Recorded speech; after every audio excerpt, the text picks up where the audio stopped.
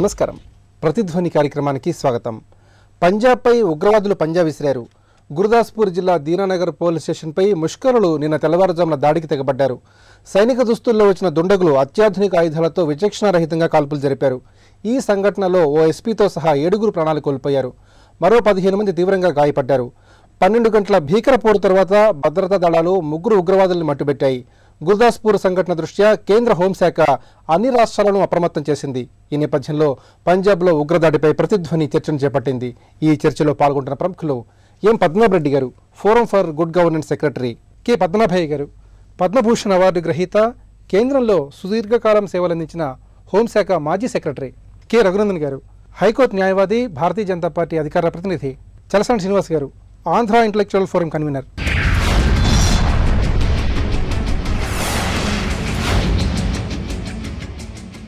పద్మనాభయ్య గారు, పంజాబ్ రాష్ట్రంలోని గురుదాస్పూర్ జిల్లా దీనాపూర్ పోలీస్ స్టేషన్పై ఈరోజు ఉదయం ఉగ్రవాదులు దుశ్చర్యలకు పాల్పడ్డారు. ఈ దాడిలో పలువురు పోలీసులు అలాగే పలువురు పౌరులు కూడా మృతి చెందారు. అసలు ఉగ్రవాదం ఇంతగా ప్రచరడానికి కారణాలు ఏమిటి? ఉగ్రవాదం ఇంతగా విపరీతంగా పెరిగిపోవడానికి మూలాలను ఏ విధంగా మనం పరిశీలించాలి? ఉగ్రవాదం ఇంత ముందు పంజాబ్లో ఉన్న ఉగ్రవాదంతో కంపేర్ చేస్తే ఇది ఇట్స్ ఏ ఐసోలేటెడ్ ఇన్సిడెంట్స్ అండి. ఈ ఉగ్రవాద చర్య జరిగింది, ఇది ఎందుకు చేశారు వీళ్ళు, దీని ఉద్దేశం ఏంటి, ఎవరు చేశారు, ఈ ఉగ్ర దాడి వల్ల వాళ్ళు ఏమిటి ఎక్స్పెక్ట్ చేస్తున్నారు, దానికి రియాక్షన్ మనం ఏమిటి చేయాలా? ఒకటి క్లియర్గా తెలిసింది, ఇది ఉగ్రవాదులు చేసిన దాడి. అయితే ఎక్కడి నుంచి వచ్చారు వీళ్ళు? మన వాళ్ళు అనటం ఏమిటంటే, ఒకటి జమ్మూ బోర్డర్ నుంచి క్రాస్ చేసి పాకిస్తాన్ బోర్డర్ నుంచి వచ్చారంటున్నారు. అది మీరు కొంచెం ఇది గుర్తుంచుకోవాలి. పంజాబ్ బోర్డర్ కానీ జమ్మూ బోర్డర్ కానీ పాకిస్తాన్తో ఉన్నది ఇట్ ఈస్ ఇంటర్నేషనల్ బోర్డర్. శ్రీనగర్తో ఉన్నది ఇంటర్నేషనల్ బోర్డర్ కాదు, అది ఒక సీజ్ ఫైర్ లైనే. అది ఆ cease fire line or line of control, whatever you want to call it, అది వేరే విషయం. దాని మీద డిస్ప్యూట్స్ ఉన్నాయి. అక్కడేమో స్నో అది ఇది ఉండటం వల్ల, మౌంటైన్స్ ఉండటం వల్ల అది సరిగ్గా కంట్రోల్ చేయలేకపోతున్నాం మనం. వెరీ డిఫికల్ట్ టెరైన్ అది ఉంటుంది. కానీ Jammu area is a plain area essentially. పంజాబ్లో పూర్వం నుంచి మనం బ్రహ్మాండమైన కట్టుదిట్టం చేసి ఒక ఫెన్సింగ్ చేసాం. ఈ ఫెన్సింగ్ ఎంత పకడ్బందీగా చేసామంటే ఒక చీమ కూడా అటు నుంచి ఇటు రావడానికి వీల్లేదు, అలాంటి పరిస్థితులు చేసాం. అలా చేసినప్పుడు వీళ్ళు ఎలా వచ్చారు అక్కడి నుంచి? I think this is the first thing which we must investigate. నా ఉద్దేశంలో కొంత మన బోర్డర్ గార్డింగ్ ఫోర్సెస్ అప్రమత్తతగా ఉన్నట్టు కనపట్టలేదు నాకు. అది ఫస్ట్ విషయం. వచ్చారు వీళ్ళు, వచ్చిన వాళ్ళు 5 గంటలకు ఎప్పుడో వచ్చారు ఇక్కడికి. వచ్చి ఒక మారుమూల పోలీస్ స్టేషన్కి వెళ్ళి అటాక్ చేయటం ఏమిటి? ఆ వెళ్లే ముందు బస్సులో ఉన్న వాళ్ళని దడిపించినట్టుగా వాళ్ళ మీద దాన్ని ఫైర్ చేయటం ఏంటి? ఆ తర్వాత ఎవడో రెస్టారెంట్ ఓనర్ దగ్గరికి వెళ్ళి మారుతి కారు తీసుకోవడం ఏమిటి? ఇది కొంచెం విచిత్రంగా ఉంది. వాళ్ళ ఉద్దేశం ఏమిటని అసలు వీళ్ళు ఏదైనా what is the message they want to send? ఈ ఉగ్రవాదులు ఎందుకు చేస్తారంటే ఇలాంటి పనులు, ఒకటి ప్రజల్లో కమ్యూనల్ హేట్రెడ్, కమ్యూనల్ డిస్ప్యూట్స్ రావడానికి, హిందూస్ మధ్య, సిఖ్స్ మధ్య, లేకపోతే సిఖ్స్కి ముస్లిమ్స్కి ఏదో కమ్యూనల్ ప్రాబ్లం చేయడం. లేదు, గవర్నమెంట్కి ఒక మెసేజ్ పంపించడానికి, మీరు ఎన్ని చర్యలు తీసుకున్నా సరే మేము వీ కెన్ అటాక్ యూ. నేను కార్గిల్ దివస్ని మనం ఘనంగా జరుపుకున్నాం, ఆ కోణంలో ఈ అంశాన్ని ఏ విధంగా పరిశీలించాలి? అది ఒకటి. రెండోది ఆపరేషన్ బ్లూ స్టార్, అది ఇది కూడా అయింది 6వ తారీఖున. దాన్ని రివైవ్ చేయడానికి ఏమైనా ట్రై చేస్తున్నారా వీళ్ళు అని చెప్పేసి అనుకోవచ్చును. నా ఉద్దేశం ప్రకారం ఈ ఖలిస్తాన్ డిస్ప్యూట్కి సంబంధించిన కనీసం 12 ఆర్గనైజేషన్స్ వాళ్ళ లీడర్స్ పాకిస్తాన్లో ఉన్నారు.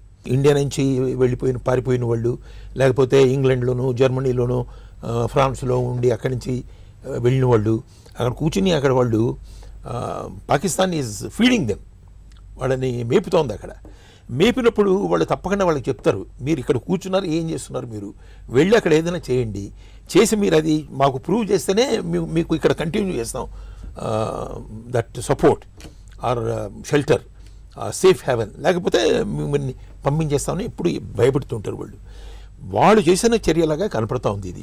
వాళ్ళు పంపించి కొంతమందిని, ఆ లీడర్స్ రాకపోవచ్చును, కానీ వాళ్ళు పంపించిన మనుషులు వచ్చి చేసిన విధంగా కనపడుతోంది. పద్మనాభరెడ్డి గారు, ఈరోజు పంజాబ్లో ఉగ్రవాదులు పాల్పడింది నిజానికి ఒక ఉన్మాద చర్యగా మనం భావించవచ్చు. బస్సుపై దాడి చేశారు, అలాగే అమృత్సర్ గురుదాస్పూర్ రైల్వే ట్రాక్పై 5 బాంబులు అమర్చారు, అట్లాగే పోలీస్ స్టేషన్పై దాడి చేసి పౌరుల్ని చంపారు, అలాగే పోలీసులను కూడా చంపారు. మరి మొత్తంగా ఈ ఉగ్రవాదుల దుశ్చర్యకు దీని పరిణామాలని, దీని పూర్వాపరాలను ఈ విధంగా చూడాలి. ప్రపంచం లెవెల్లో జరుగుతున్న ఉగ్రవాదానికి పాకిస్తాన్లో జరిగే ఉగ్రవాదానికి డిఫరెన్స్ ఉంది. ఇప్పుడు ఐఎస్ అనేది అయితే ఉగ్రవాద సంస్థలు ఉన్నాయో వాళ్ళు ప్రపంచం లోపల ఇస్లామిక్ స్టేట్స్ తయారు చేయాలా, ఆ ఖలీఫత్ పాతకాలం లోపల ఉన్నటువంటి అటువంటి రాజ్యం స్థాపించాలనేది వాళ్ళ ఒక సెపరేట్ ఇది ఉంది. పాకిస్తాన్లో ఏంటంటే కేవలము ఇండియాను ఇబ్బంది పెట్టడము, దెబ్బ కొట్టాలా, తర్వాత ఇక్కడ ఏదైతే డెవలప్మెంట్లు అవుతున్నాయో యాక్టివిటీస్ వాటిని ఆపడానికి. ఎప్పుడైనా మీరు చూడండి ఉగ్రవాదానికి ఇద్దరు ప్రధానమంత్రులు కలవడానికి ఒక లింక్ ఉంటుంది. అంటే పాకిస్తాన్లో డెమోక్రటిక్లీ ఎలక్టెడ్ చీఫ్ మినిస్టర్ ఉన్నా, ప్రైమ్ మినిస్టర్ ఉన్నా కానీ అధికారం అంతా ఎక్కువ మట్టుకు ఆర్మీలో ఉంది. ఆర్మీ డజంట్ వాంట్ ఇండియాతోని మంచి రిలేషన్స్ ఉంటే వాళ్ళ ఇంపార్టెన్స్ తగ్గిపోతుంది. ఎప్పుడైతే డెమోక్రటిక్ లీడర్షిప్ గట్టిగా అవుతుందో, అప్పర్ హ్యాండ్ అవుతుందో ఆర్మీకి ఇక విలువలేదు అక్కడ. పాకిస్తాన్ ఆర్మీలో విపరీతమైన కరప్షను, నెపోటిజము, అన్ని చెడ్డ పనులు అక్కడ ఉన్నాయి. సో దాన్ని వాళ్ళు అట్లాగే కంటిన్యూ చేయాలనుకుంటున్నారు. మొన్న ప్రధానమంత్రి మోడీ గారును నవాజ్ షరీఫ్ కలిసినారు, మాట్లాడుకున్నారు.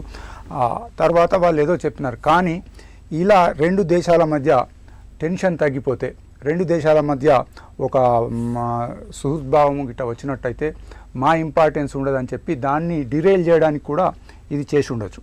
సాధారణంగా ఈ యొక్క వాళ్ళు వాళ్ళు చేసే పనులు ఇటువంటివి ఉంటాయి అన్నమాట. పెద్దగా యుద్ధం చేయకున్నా కానీ బ్లీడింగ్ ఇండియాను ఇబ్బందిలో పెట్టాలా, ప్రభుత్వాన్ని ఇరకాటకంలో పెట్టాలని. సో ఈ చర్యను మనము ఎందరు చర్చిండ్రు, ఎక్కడ అది క్వశ్చన్ అది కాదు, ఒక సింబాలిక్గా ఏంటంటే పాకిస్తాను ఇప్పటికి కూడా doesn't want good relations with India అని. ఇప్పుడు మన మీడియాది దురదృష్టం ఏంటంటే వెంటనే చెప్పేస్తున్నారు ఇది ఐఎస్ఐ పని, ఈ పని, ఆ పని. పాకిస్తాన్లో కూడా అయితే అట్లనే చెప్తున్నారు వాళ్ళు. ఎక్కడైనా బాంబింగ్ అయితే పెషావర్ బాంబింగ్ అయితే ఈ రా పని ఇండియా వాళ్ళది అని చెప్పి. ఇటువంటి కాదు కావాల్సిన. ఇప్పుడు కావాల్సిన ఏంటంటే ఇవాళటి చర్యను దృష్టిలో ఉంచుకొని పీస్ఫుల్గా పాకిస్తాన్తో అట్లీస్ట్ బార్డర్లో టెన్షన్ ఎలా తక్కువ చేయాలన్నది అదొక పెద్ద ఎత్తున, పెద్ద మనసుతో, పెద్ద తలకాయలంతా కూర్చొని చేయాల్సిన పని. కానీ అనవసరంగా మళ్ళీ ఇండియాలో టెన్షన్, వాళ్ళ ఉద్దేశం ఇప్పుడే పద్మనాభ గారు చెప్పినట్టు ఒక కారణం కూడా మన దగ్గర టెన్షన్ క్రియేట్ చేయడానికి రెండు మతాల మధ్య. అది కాకుండా చూసుకోవాలి, జరుగుతున్నది కూడా. ఇండియాలో కొద్ది మ్యాచ్యూరిటీ ఉంది. మనము ఎక్కడో అక్కడ ఉగ్రవాదుల చర్యకు తీసుకొని ఇక్కడ మనం కొట్లాడుకునేంత ఇది లేదు మన దగ్గర. మనం దీన్ని తీసుకోవాల్సింది ఏంటంటే ప్రభుత్వము ఇటువంటి వీటికి భయపడకుండా ఎప్పటికైనా పాకిస్తాన్ను డిస్కషన్ టేబుల్కి తేవాలా, అక్కడ డెమోక్రసీ డెవలప్ కావాలా, బాగా మంచి సంబంధాలు నెలకొల్పాలి. రఘునందన్ గారు, దేశాన్ని అస్థిరపరిచే, అల్లకల్లోలపరిచే ఉగ్రవాదుల చర్యల్ని ఏ విధంగా చూడాలి? ఉగ్రవాదుల పడగనీడలో దేశం ఈ విధంగా కొనసాగాల్సిందేనా? ఇప్పుడు భారత ప్రజాస్వామ్య వ్యవస్థ మీద ఇతర దేశాల నుంచి వచ్చినటువంటి వ్యక్తులు కానీ, సంస్థలు కానీ, లేదా తీవ్రవాద సంస్థలు కానీ ఒక దాడి చేసినప్పుడు మూకుమ్మడిగా చేయాల్సింది ఏంటంటే భారతీయుడైన ప్రతివాడు దాన్ని తిప్పికొట్టాల్సిన అవసరం ఉంటుంది. దాన్ని పక్కన పెట్టి ఈయన ముస్లిం కాబట్టి ఉరిదీస్తున్నాడని ఒక ఆయన మాట్లాడతాడు, బాధ్యత గల ఎంపీ, ఇంకొక ఆయన ఇంకొక ప్రాంతం కాబట్టి ఉరిదీస్తున్నారని చెప్తా ఉన్నారు. డెమోక్రసీ అర్థము మీకు ఏది నోటికి వస్తే అది మాట్లాడడం అని కాదు. భారత రాజ్యాంగ మౌలిక సూత్రాలను గౌరవించలేనటువంటి వ్యక్తులు ఈ దేశంలో ఎంపీలుగా ఉండాలా ఉండకూడదనే చూడాలి. పాకిస్తాన్ భారతదేశంతో 1, 2, 3 సార్లు యుద్ధం చేసింది. ఏ రోజు కూడా మనతో ముఖాముఖి పోటీ లోపల గెలవలేమనేటువంటి పరిస్థితి వారికి అర్థమైంది. అప్పుడు ఏం చేయాలనుకుంటున్నారు వాళ్ళు? అంతర్గతంగా భారతదేశంలో ఉన్నటువంటి పీస్ని మనం చెడగొట్టాలి. చెడగొట్టడానికి ఏం చేయాలి? కొన్ని లంపెన్ గ్రూప్ని, కొంతమందిని మతం పేరిట, కొంతమందిని జిహాద్ పేరిట, ఇంకొంతమందికి డబ్బులు ఇచ్చి రకరకాలైనటువంటి కారణాల చేత ఏదో ఒక రకంగా భారతదేశం లోపల అంతర్గతంగా కొంత తీవ్రవాద సమస్యని లేదా బాంబు పేలుళ్ళని, అమాయకులను చంపేటువంటి కార్యక్రమాలను చేపడతా ఉన్నారు. దీన్ని మనం అందరం ముక్త కంఠంతో ఖండించాలంటే ఖండించడానికి కూడా కొన్ని పార్టీలు వెనక ముందు అవుతున్నటువంటి తరుణం. ఇది డెమోక్రసీకి అర్థం కాదు, ఇది డెమోక్రసీకి మంచి పద్ధతి కాదు. ఈ దేశంలో పుట్టి ఈ దేశంలో ఉండాలనుకుంటున్న ప్రతి పౌరుడు పార్టీలకి, కులాలకి, మతాలకి, ప్రాంతాలకు అతీతంగా ఈ దేశ సార్వభౌమాధికారం మీద దాడి జరిగినప్పుడు దాన్ని తిప్పికొట్టాలే, ముక్త కంఠంతో ఖండించాల్సినటువంటి బాధ్యత ఈ దేశ పౌరులుగా మన అందరి మీద ఉంది. ఉగ్రవాదం ఒక భారతదేశానికి పరిమితమైందా? భారతదేశంలో దాడులు జరగడానికి పాకిస్తాన్కి ఆర్థిక సాయం చేస్తున్న చైనా కానీ, లేదా ఇంకొక రకంగా సాయం చేస్తున్నటువంటి అమెరికా కానీ ఇట్లాంటి విషయాలు ఆలోచించుకోవాలి. మీరు పెంచి పోషించినటువంటి పాకిస్తాన్ నుంచి వచ్చిన కొంతమంది ఏం చేసినారు? WTO మీద దాడులు చేసి అమెరికాను కూడా మేము సవాల్ చేస్తామని చెప్పి ఒక సవాల్ విసిరి చూపించినారు. కాబట్టి ఉగ్రవాదాన్ని పెంచి పోషిస్తే అది ఒక దేశం వైపే పడగలిడుతుంది, లేదా మేము అనుకున్న రీతిలోనే దాని ఫలితాలు ఉంటాయని ఎవరైనా భావిస్తే, సింపుల్గా చెప్పాలంటే పామును మనం పాలు పోసి పెంచి పోషిస్తా ఉన్నాం. అది ఏదో ఒక రోజు మిమ్మల్ని కాటేయచ్చు, నన్ను కాటేయచ్చు. కాబట్టి ఉగ్రవాదం ఏ రూపంలో వచ్చినా, వారు చెప్పినట్టు జమ్మూ నుంచి వచ్చినా, పంజాబ్ నుంచి వచ్చినా, పడవలలో వచ్చి ముంబైకి వచ్చి తాజ్ హోటల్ మీద దాడి చేసినా ఉగ్రవాదిని ఉగ్రవాదిగా మాత్రమే చూడాలి. ఇక్కడ అదొక పైశాచిక చర్యగా చూడాలి. మన దేశంలో ఉన్నటువంటి judiciary it is very unfortunate. సంవత్సరాల పాటు తీసుకొని దానికి కులాలని, మతాలని, ప్రాంతాలని, ఓ కోర్టు అయినాక ఇంకో కోర్టు అయినాక రాష్ట్రపతి ఆడికెళ్ళి క్షమాభిక్ష, పార్లమెంట్ మీద దాడి చేస్తే 12 ఏళ్ళ సార్ శిక్ష చేయడానికి. చాలా సందర్భాల లోపల ఉరిదీయాల్సినటువంటి ఉగ్రవాదులకి ఇంకా క్షమాభిక్షల పేరిట సంవత్సరాలు సాగదీస్తూ సమాజానికి తప్పుడు సంకేతాలు పంపిస్తాను. అది జరగకూడదని కోరుకోవాలి మనం. శ్రీనివాస్ గారు, ఉగ్రవాదం అనేది అమానవీయమైన అనాగరికమైన ముష్కరతత్వం. దేశంలో ఉగ్రవాదులు ఎప్పుడు, ఎక్కడ, ఎలా, ఏ విధంగా విరుచుకుపడతారో అర్థం కాని పరిస్థితుల్లో దేశ ప్రజలు ఉన్నారు. మరి దేశంలో ఉగ్రవాదం ఇంతగా పెచ్చరడానికి, పెరిగిపోవడానికి ప్రధాన కారణాలు ఏమిటి? ముఖ్యమైన కారణం ఏంటంటే రాజకీయ ప్రేరేపిత కారణం అండి. రాజకీయ పార్టీలు కానీ పక్షాలు కానీ దానికి వచ్చి ఈ దేశాన్ని సార్వభౌమత్వాన్ని ఎట్టి పరిస్థితులను కాపాడుకోవాలి, రాజకీయాలు పక్కన పెడదాం, ఒకసారి కుల, మత, వర్గ, ప్రాంత అన్ని రాజకీయాలు పక్కన పెట్టి ఒకసారి మన భారతదేశ సార్వభౌమత్వాన్ని గర్వించుకునేటట్టు తయారు చేద్దాం అని చెప్పే పరిస్థితి కనుక వస్తే ఈ పరిస్థితి రాదు. ఎస్పెషల్లీ ఇవాళ దీనికి వైరుధ్యం ఉంది. నార్త్ ఈస్ట్లో జరిగిన దానికి, అలాగే ఛత్తీస్గఢ్లో ఉన్న మావోయిస్టులు చేసిన పోలీస్ స్టేషన్ పేల్చిన దానికి, దీనికి ఇది ఎమోషనల్ ఇష్యూ. పాకిస్తాన్ బార్డర్లో ఎమోషనల్ స్ట్రాటజిక్ పాయింట్స్ అండి ఇప్పుడు జరిగిన. ఎందుకంటే ఈ గుర్దాస్పూర్ జిల్లా అనేది బిఫోర్ ఇండిపెండెన్స్ అనేది కాశ్మీర్కి ఓన్లీ యాక్సెస్, మిగతా ప్రిన్సిపల్ స్టేట్స్ ఉండి only access to Kashmir, Jammu and Kashmir. Apart from that ఈ ప్రాంతం 30 కిలోమీటర్స్ డిస్టెన్స్లో ఉంది ఇంటర్నేషనల్ బార్డర్కి. సాంబా కానీ కటువా కానీ ఇప్పుడు రెండు ఏదైతే జమ్మూ ప్రాంతాల నుంచి వచ్చారో, హరియానా నగర్ నుంచి వచ్చినా ఆ ప్రాంతాల నుంచి వచ్చినట్టే భావించాలి మనం. మూడో విషయం దాంట్లో అంటే బేసికల్లీ వాళ్ళు టెర్రరిస్టులు ఈ ప్రాంతంలో గత 25 సంవత్సరాల నుంచి కేపీఎస్ గిల్ గారిని కానీ ఆ రోజు నిజంగా ఒక ముఖ్యమంత్రి కూడా బలి తీసుకోవడం జరిగిందండి. ఆ తర్వాత మాజీ ముఖ్యమంత్రి బియాన్ సింగ్ గారిని. అక్కడ 25 సంవత్సరాల నుంచి ఒక్క పంజాబ్లో ఎలాంటి సంఘటన జరగలేదు. చాలా ఇంపార్టెంట్ అండ్ వ్యాలిడ్ పాయింట్ ఇవాళ. అక్కడ పెద్దలు పద్మావతి గారు చెప్పినట్టు పాకిస్తాన్లో ఉన్న తిష్ట వేసిన ఇక్కడ ముష్కర మోక ఏదైతే ఉందో వాళ్ళు ప్రేరేపితంగా ఏదో ఒకటి చేయడానికి ప్రయత్నిస్తారు. But hats off to Punjab police, ఎక్సలెంట్గా అక్కడ పంజాబ్లో ఉండి హిందూ అండ్ ముస్లింకో సెన్సిటివ్నెస్ ఆ రోజు జరిగినా సరే ఇవాళ వరకు ఎక్సలెంట్గా రెండు మతాలు ఎలాంటి ఇబ్బందులు లేకుండా గడుపుతున్న నేపథ్యంలో వాళ్ళు రెచ్చగొడతానికి ప్రయత్నించారు. దీనికి ముందే 24 గంటల ముందే సోమాలియా, నైజీరియా, క్యామెరూన్ 12 సంవత్సరాలు బాలికెళ్ళి 20 మందిని చంపేసిన పరిస్థితులు ఉన్నాయి. ఇవాళ మహిళా ఉగ్రవాదం వస్తున్నట్టు అనుమతిస్తున్నారు. ఈ నేపథ్యంలో స్పెషల్ ఈ సర్కమ్స్టాన్సెస్లో యాకూబ్ మొమన్ యొక్క అతని యొక్క రేపు వాళ్ళ అప్పీల్ ఉంది 30వ తారీఖున అతని ఒక ముష్కరుడు ఉరేయటానికి ఇందాక రఘునందన్ గారు చెప్పినట్టు ఈ మిగతా వాళ్ళందరూ శత్రుఘ్న సిన్హా గారు, నేను ఒక్కడి నుంచి మాట్లాడలేదు, శత్రుఘ్న సిన్హా షార్ట్ గన్ భారతీయ జనతా పార్టీలో ఆయన, అలాగే అందరూ కూడా విపరీతమైన మాట్లాడిన నేపథ్యంలో ఒక దేశం అంతా ఒక్కటిగా ఉండాలి. అన్ని మిగతానే పక్కన పెడతాం, రాజకీయాలు కొంచెం పక్కన పెట్టి.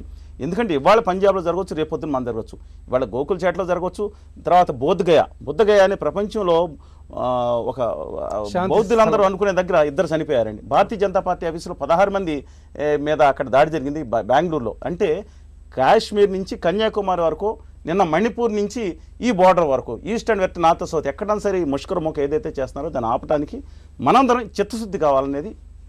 అంటే భారతీయ రాజకీయ పక్షాల అన్నింటిలోనూ కూడా ప్రజా సమాజంలో, పౌర సమాజంలో మానవ హక్కుల విషయంలో కూడా మానవ హక్కులు వాళ్ళకే ఉంది, ప్రజలందరికీ ఉన్నాయనే దాంట్లో భావించాలని ఉద్దేశం. పద్మనాభయ్య గారు, మనం నిశ్చితంగా గమనించినట్లయితే సెప్టెంబర్ 11 దాడుల తర్వాత అమెరికాలో ఉగ్రవాదుల దాడులు ఎప్పుడూ మళ్ళీ పునరావృతం కాలేదు. కానీ మన దగ్గర మాత్రం ఎప్పటికప్పుడు ఉగ్రవాదుల దుశ్చర్యలు కొనసాగుతూనే ఉన్నాయి. మరి దీనికి ప్రధానంగా కారణాలు ఏ విధంగా చూడాలి? ఒకటి ముఖ్యంగా వారిద్దరు చెప్పినట్టు పొలిటికల్ అండర్స్టాండింగ్ ఉండాలండి క్లియర్గాను. ఇప్పుడు మనం 0 టాలరెన్స్ టు టెర్రర్ అంటున్నాం. 0 టాలరెన్స్ ఉందా? లేదు. మనం కూడా వీఆర్ ఆల్సో టేకింగ్ లైట్లీ. ఇప్పుడు ఫర్ ఎగ్జాంపుల్ ఇప్పుడు ఈ ఇంటర్నేషనల్ బోర్డర్ నుంచి వచ్చారని చెప్పాను కదా, హీరానగర్ నుంచి వచ్చినట్టుగా చెప్తున్నా. హీరానగర్ కానీ ఇంకో నగర్ కానివ్వండి, but it is from international border. International border నుంచి క్రాస్ చేసి వచ్చినప్పుడు వాళ్ళని అసలు మనం you should not allow them, they should be shot dead on the spot. The moment to other state అండి. యాక్చువల్లీ మీరు చెప్పిన ప్రకారం ఎవరు చేసినా వాళ్ళందరూ కాశ్మీర్ నుంచి వచ్చారు. కాశ్మీర్ నుంచి ఎట్లా రాగలిగారు, మధ్యలో ఎవరు అక్కడ ఏం చెకింగ్ లేదా అనేది మోస్ట్ ఇంపార్టెంట్. రెండోది ఎస్పీ గారు ఒక ఎస్పీ, డిటెక్టివ్ ఎస్పీ అయినా ఆ ప్రదేశంలోకి ఎట్లా వెళ్ళారు అంటే చిన్న పోలీస్ స్టేషన్ అది కూడా. సో వీళ్ళకేదో సైనిక దుస్తుల్లో వచ్చారు. అది సరే, వీళ్ళకేదో ప్రీవియస్ ఇన్ఫర్మేషన్ ఉన్నట్టుంది. ఎస్పీ అక్కడికి ఎందుకు వెళ్ళినట్టు ఆ పోలీస్ స్టేషన్కి? ఎస్పీ ఉన్నాడని వీళ్ళకి ఎలా తెలిసింది? So some of these things you should do. కానీ ఒకటేనండి, మనం ఆ 0 టాలరెన్స్ అని చెప్పడమే కానీ మనం చేయట్లేదు. అందుకని border controls have to be extremely good firstly. Second thing, మీరు ఈ కమ్యూనల్ యాంగిల్ కానీ, కాస్ట్ యాంగిల్ కానీ, రిలీజియస్ యాంగిల్ కానీ తీసుకురాకూడదు వీటి మీద. థర్డ్, జ్యుడిషియరీ ఆయన చెప్పింది నేను కంప్లీట్గా ఒప్పుకుంటాను. మనం ఫస్ట్ ఆఫ్ ఆల్ మన లాసే డిఫెక్టివ్, ఆ లాస్ని ఇంప్లిమెంట్ చేయడం ఇంకా డిఫెక్టివ్. రాజీవ్ గాంధీ చచ్చిపోతే 20 ఏళ్ళు పట్టింది ఆ కేసు డిసైడ్ చేయడానికి. ఇంకో వేరే కేసు 12 ఏళ్ళు పట్టింది. ఇప్పుడు అమెరికా మీరు ఎగ్జాంపుల్ ఇచ్చారు, 2 ఏళ్లలో వాళ్ళకి శిక్ష పడింది. ఇంగ్లాండ్లో 6 నెలల్లో శిక్ష పడింది. మరి ఎందుకు జరగట్లేదు మనకు అది? సో మనకి కౌరులు చెప్పడం తప్పించి మనం ఆ చిత్తశుద్ధి అన్నది లేదు, మనం చేయట్లేదు. అది కరెక్ట్ చేస్తే తప్పకుండా జరుగుతుందండి. And we hope this government would do something better than the previous governments. Padma Reddy గారు, కేంద్ర రాష్ట్ర ప్రభుత్వాలు ఉగ్రవాద నిరోధానికి సంబంధించి ఎలాంటి దీర్ఘకాలిక వ్యూహాన్ని, ప్రణాళికని అవలంబించాలి? ఇక్కడ ఏంటంటే నాది తప్పు కాదు అని ఆల్రెడీ ఇద్దరు ముఖ్యమంత్రులు చెప్పినారు. పంజాబ్ ముఖ్యమంత్రి ఏం చెప్పిండంటే, పంజాబ్లో పుట్టిన వాళ్ళు కాదు, ఇది ఉగ్రవాదులు బయటకు వెళ్ళి వచ్చినారు, అది గవర్నమెంట్ ఆఫ్ ఇండియా డ్యూటీ, మాదేం లేదన్న. కాశ్మీర్ ముఖ్యమంత్రి కూడా అట్లాగే చెప్పినాడు, ఏంటంటే గవర్నమెంట్ ఆఫ్ ఇండియా షేర్ చేసుకోవాలని. ఈ విధంగా చేస్తే పని కాదు. ఇక్కడ చేయాల్సింది ఏంటంటే కష్టం వచ్చినప్పుడు అందరు కలిసి సాల్వ్ చేసుకోవాలా, తర్వాత ఏ విధంగా మళ్ళీ అటువంటిది రాకుండా చూసుకోవాలన్నమాట. అది ఇక్కడ జరగడం లేదు. ఇంకోటి ఇక్కడ ఏంటంటే డైరెక్ట్ ఛాలెంజ్ టు ఇండియా. ఇంతకు మొదలు ఒక పార్లమెంట్ మీద అటాక్ తప్ప మిగిలిన దగ్గర ఎక్కడైనా కానీ ఏదో బాంబులు పెట్టేది, పక్కకు ఉండేది, రిమోట్ కంట్రోల్తో వీటిని పేల్చేవాళ్ళు. ఇప్పుడు అలాగా దర్జాగా 4 5 ఎంతమంది వచ్చి తుపాకులు తీసుకొని పోలీస్ స్టేషన్ మీద అటాక్ చేసినారు. వాళ్ళకి తెలిసి ఎట్లా మేము చచ్చిపోతామని. బట్ అది ఏం చెప్తుందని అంటే they are directly attacking India, ఇంకా ముందు కూడా ఇలా జరగవచ్చు అన్న దాని మీద కూడా చెప్తా ఉన్నారు. సో ఇంకా దీంట్లో ఏంటంటే కోఆర్డినేషన్ ఒకటి కావాలా, టెక్నాలజీ కొద్దిగా ఇంప్రూవ్ చేసుకోవాలా, తర్వాత వీళ్ళంతా కూడా స్టేట్ సెంట్రల్ లోపల కూడా ఏదైతే ఎక్స్చేంజ్ ఆఫ్ ఇన్ఫర్మేషన్ ఉన్నదో దాన్ని ఇంకా బాగా డెవలప్ చేసుకోవాలి. ఇంకోటి ఇంటెలిజెన్స్ ఏజెన్సీ వాళ్ళు ఏదైతే ఈ యొక్క వాతావరణ శాఖ కదా చెప్పినట్టు ఇవాళ జరగచ్చు దాడి, రేపు అట్లా ఉండకూడదు. అట్లా ఉంటే ఏమైపోతుంది, అది పలచబడిపోతుంది, ఎప్పుడైనా జరగచ్చు దాడి అని. అలా కాకుండా స్పెసిఫిక్గా చెప్తే బాగుంటుంది. ఇవాళది మాత్రం ఏదో స్పెసిఫిక్గా చెప్పినట్టుగా ఉన్నది. ఇంకొకటి చివరిగా ఏంటంటే, నాకు పార్లమెంట్ అంటే అపారమైన గౌరవం, అదొక టెంపుల్ తిరగం. ఇవాళ డిస్కషన్ చూస్తుంటే ఏమనిపించింది, వీళ్ళనైనా మనం ఎన్నుకున్నామని. 11:30కు leader of the Congress party నిలబడి పార్లమెంట్లో ఇది ఇంటెలిజెన్స్ ఫెయిల్యూర్, ముఖ్యమంత్రి ప్రధానమంత్రి రావాలా, హోమ్ మినిస్టర్ వచ్చి ఇక్కడ స్టేట్మెంట్ ఇవ్వాలని. నువ్వు ఎప్పుడు తెలుసుకుంటే ఇంటెలిజెన్స్ ఫెయిల్యూర్ అని ఇంకా నడుస్తూ ఉంది. అక్కడ ఫైరింగ్ ఆపరేషన్ జరుగుతూ ఉంది. అది కంప్లీట్ అయిన తర్వాత మీరు రేపు అడగచ్చు, ఎల్లుండి అడగచ్చు. కానీ ఇప్పుడు ప్రధానమంత్రిను హోమ్ మినిస్టరు మీకు వచ్చి జవాబు చెప్తూ ఉండాలా, అక్కడ అన్ని డిఫరెంట్ ఆర్గనైజేషన్స్ని కోఆర్డినేట్ చేయడము, గైడ్ చేయడం, అది కావాలి కదా. ఇది తొందరపాటు. అంటే మన దేశంలో రాజకీయ పార్టీలు ఏదైనా కారణం దుమ్మెత్తిపోస్తాం మొదలు దాంట్లో లబ్ధి పొందడానికి చాలా ఇష్యూస్ ఉన్నాయి. కంట్రీలో ఏదైతే రూలింగ్ పార్టీ ఉందో ఫెయిల్యూర్స్ చాలా ఉంటాయి, దాని మీద మాట్లాడండి. కానీ అది కాకుండా వేరే ఇష్యూస్ మీద మాట్లాడి మళ్ళీ ప్లే కార్డ్స్ పెట్టుకొని వీ వాంట్ జస్టిస్ అని ఏదైతే వాళ్ళు అంటున్నారో ఇది మంచిది కాదు. ఇప్పటికైనా పార్లమెంట్లో ఆత్మ పరిశీలన జరగాల. మహాభారతంలో చెప్పినాడు ధర్మరాజు, బయట వాళ్ళు వచ్చినప్పుడు వాళ్ళు 100 మంది, మనం 5గురం కలిసి కొట్లాడాలని. ఆయన మనలో మనకైతే వాళ్ళు 100 ఉంటారు, మనం 5గురం ఉంటాం, అట్లా కొట్లాడదామని. ఈ సింపుల్ రాజనీతి వీళ్ళకి తెలియదా? ఇప్పుడు నార్మల్ సిచ్యువేషన్ లోపల రూలింగ్ పార్టీని ఎప్పుడే కానీ అపోజిషన్ ఇచ్చేయాలి, వాళ్ళ తప్పులు తీసుకోవాలి, ఎండగట్టాలి, సరిచేయాలి. కానీ బయటవాడు అటాక్ చేసినప్పుడు ఇప్పుడేనా వీళ్ళకి దొరికిన ఛాన్స్ ఏమంటున్నారంటే ఇంటెలిజెన్స్ ఫెయిల్యూర్స్ అని. అలా చెప్పకుంటే బాగుంటుందని అనుకుంటున్నాను. రఘునందన్ గారు, ఉగ్రవాదం అనేది దేశానికి ఎప్పటికప్పుడు సవాళ్ళను విసురుతూనే ఉంది. దేశంలో బాంబులు పేలుళ్ళు జరుగుతూనే ఉన్నాయి. మరి దీన్ని ప్రేరేపిత ఉగ్రవాదానికి, సీమాంతర ఉగ్రవాదానికి ఇవాళ జరిగిన చర్యను ఒక పరాకాష్ఠగా మనం భావించవచ్చా? భారతదేశం స్ట్రెంథెన్ అవుతూ ఉంది, భారతదేశానికి అంతర్జాతీయ వ్యాప్తంగా గుర్తింపు వస్తూ ఉంది. భారతదేశ ప్రధాని వివిధ దేశాలలోకి తిరుగుతున్నప్పుడు వస్తున్నటువంటి రెస్పాన్స్ చూస్తున్నప్పుడు కన్నుగుట్టి ఏదో ఒక రకమైనటువంటి అలజడి వాతావరణం సృష్టించాలి. ఇందాక వారు ఒక మాట అన్నారు, 15 ఆగస్టు వస్తూ ఉంది, ఢిల్లీలో బాంబులు పెడతాం. ఇది ఒక రకమైనటువంటి పుకార్లు వ్యాప్తింపజేయడం. 1993లో జరిగినాయి ముంబై పేలుళ్ళు, 217 మంది చచ్చిపోయారు, 700 పైచిలకు క్షతగాత్రులైనరు. ఇంకా ఉరిదీయడానికి ఏమంటున్నాం, ఓ సంఘం వచ్చి ఓ మాట చెప్తుంది, ఇంకొక ఆయన ఇంకో దరఖాస్తు చేస్తా అంటాడు, ఇంకో వకీల్ సభ పోయి మళ్ళీ సుప్రీంకోర్టులో ఇంకో పిటిషన్ అంటాడు. ప్రజాస్వామ్యం అంటే రాజకీయ నాయకులే కాదు, రాజకీయ నాయకులు ఓట్లు వేయగానే మీరు అయిపోయినట్టు కాదు. ఇక్కడ మిగతా అన్ని సిస్టమ్స్ కోఆర్డినేషన్లో పనిచేయాలి. 100 చట్టాలు ఉన్నాయి ఈ దేశం లోపల తీవ్రవాదాన్ని నిరోధించడానికి. వారు ఇందాక ఒక మాట అన్నారు, బార్డర్ దాటి ఎట్లా వచ్చినారు అనేది. బార్డర్ సెక్యూరిటీ ఫోర్స్ ఏం చేస్తూ ఉంది, ఎందుకు ఫైర్ చేయలేకపోతా ఉన్నారు? ఫైర్ చేస్తే వచ్చేటువంటి ఇబ్బందులు ఏంది? ఒక పోలీస్ అధికారి అక్కడ చట్టాన్ని తన చేతిలోకి తీసుకున్నాడు అంటాడు, మానవ హక్కులు అంటాడు, ఇంటర్నేషనల్ రైట్స్ అంటాడు. ఎన్కౌంటర్ చేయడానికి కూడా నీ దేశంలోకి తుపాకులు పట్టుకొని సైన్యం డ్రెస్ వేసుకొని వస్తున్నాను కూడా ఎన్కౌంటర్ చేసే అధికారం నీకు లేదు అని అంటే, దానికి మానవ హక్కుల సంఘాలు మాట్లాడతాయి అని అంటే, దానికి ఒక కులమో మతమో ప్రాంతం అనేటువంటి పేరు పెడితే ఈ సోకాల్డ్ మేధావులను ఏమనాలి మనం? ఇదేనా డెమోక్రటిక్ స్ఫూర్తిని మనం తీసుకుపోదలుచుకుంది? చట్టాలు 100 ఉన్నాయి సార్ ఈ దేశంలో అమలు చేయడానికి.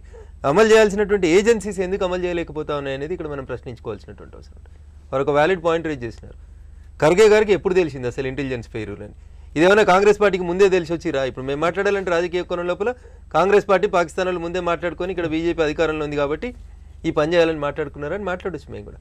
బట్ మేము అంత దిగజారి మాట్లాడదలుచుకోలేదు. ఈ దేశ సార్వభౌమాధికారం మీద దాడి జరిగినప్పుడు ఇర్రెస్పెక్టివ్ ఆఫ్ పార్టీస్, కాశ్మీర్ నుంచి కన్యాకుమారి దాకా భారతీయుడైన ప్రతివాడు కూడా స్పందించాల్సినటువంటి అవసరం ఉంది. స్పందించాలి. చనిపోతున్న సైన్యం ఎవరి కోసం చనిపోతా ఉన్నారు? తాజ్మహల్ మీద దాడి జరిగినప్పుడు ఎంతమంది చనిపోయినారు? మంచి మంచి పోలీస్ ఆఫీసర్స్ చచ్చిపోయినారు. ఇవన్నీ లేకుండా కేవలం దీన్ని రాజకీయ కోణంగా మాత్రమే చూసి, మీరు అధికారంలో ఉన్నారు కాబట్టి నేను తిట్టడం, నేను అధికారంలో ఉన్నారు కాబట్టి పక్కన ఉన్న వాళ్ళు బురదేయడం, వీళ్ళ ఫెయిల్యూర్ వాళ్ళ ఫెయిల్యూర్ కాదు. పని చేయాల్సిన బార్డర్ సెక్యూరిటీ ఫోర్స్ని పని చేయనియండి, దాని పని దాన్ని చేయనియండి, అంతకంటే ఎక్కువ ఏం చేయమని అడగకండి వాళ్ళని. Let they do their own duties. అంత వదిలేసేయండి. అంత వదిలేసిన రోజు ఈ తీవ్రవాదులు ఎట్లా వస్తారు లోపలికి? మన సైన్యాన్ని మనం ఎందుకు తక్కువ చేసుకొని చూసుకోవాల్సిన అవసరం వచ్చింది? పద్మనాభరెడ్డి గారు చెప్పినట్టు రాజకీయ కోణానికి వస్తే పక్కన పెట్టండి. దేశ అంతర్గత సమస్య వచ్చినప్పుడు అందరం ఒకటవుదాం. ఖచ్చితంగా ఉన్న చట్టాలకు పదును పెడదాం. వ్యవస్థలో ఉన్నటువంటి లోపాలను సరిదిద్దుకుందాం, సవరించుకుందాం.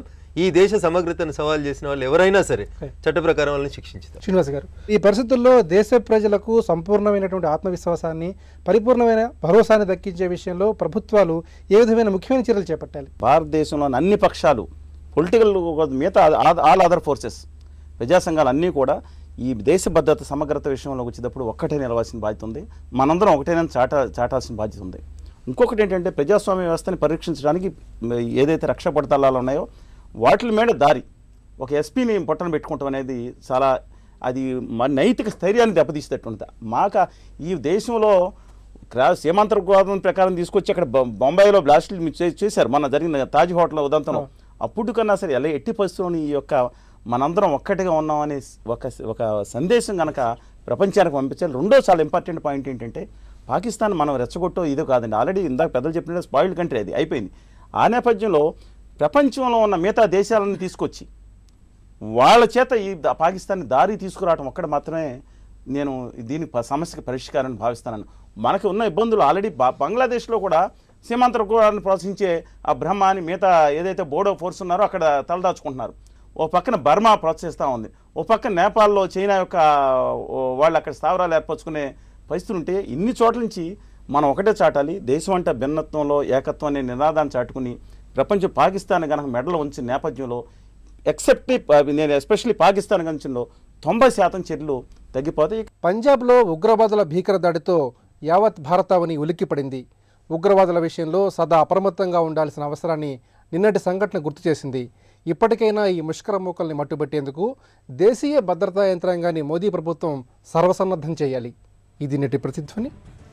నమస్కారం.